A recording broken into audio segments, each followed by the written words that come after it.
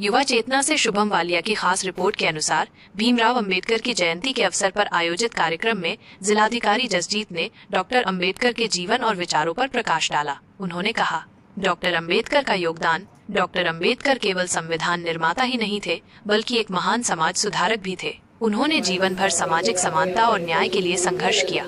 युवाओं के लिए संदेश, युवाओं को डॉक्टर अंबेडकर के विचारों को आत्मसात करना चाहिए। इकट्ठे होते हैं, माल्यार्पण करते हैं और कार्यक्रम का आयोजन करते हैं। सरकारी रूप में भी सरकारी कार्यालयों में ये आयोजन हम लोग करते हैं।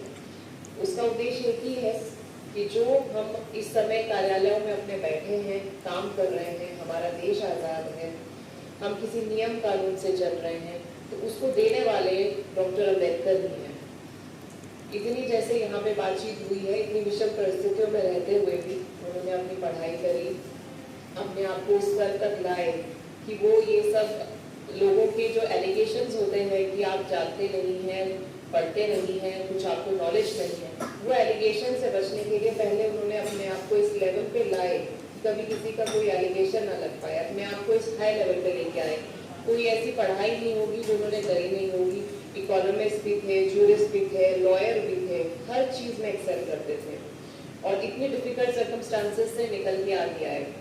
उनको जब कॉन्स्टिट्यूशन की ड्राफ्टिंग कमेटी के चेयरमैन के रूप में रखा गया, तो आप सोचिए कि उनका क्या स्तर होगा उसमें। हमारे देश में सभी नेता थे उस समय पर डॉक्टर अम्बेडकर को चेयरमैन बनाया गया उनकी नॉलेज की वजह से, उनकी जानकारी, उनके एक्सपीरियंस की वजह से। और बहुत लंबे समय तक जब कॉन्स्टिट्यूशन बनी तो बहुत लंबे समय तक वहाँ पर डिबेट्स हुआ करते थे। कई नेता अपना कई पक्ष रखा करते थे हर एक्ट के बारे में, हर सेक्शन के बारे में कि संविधान में हमारे क्या होना चाहिए।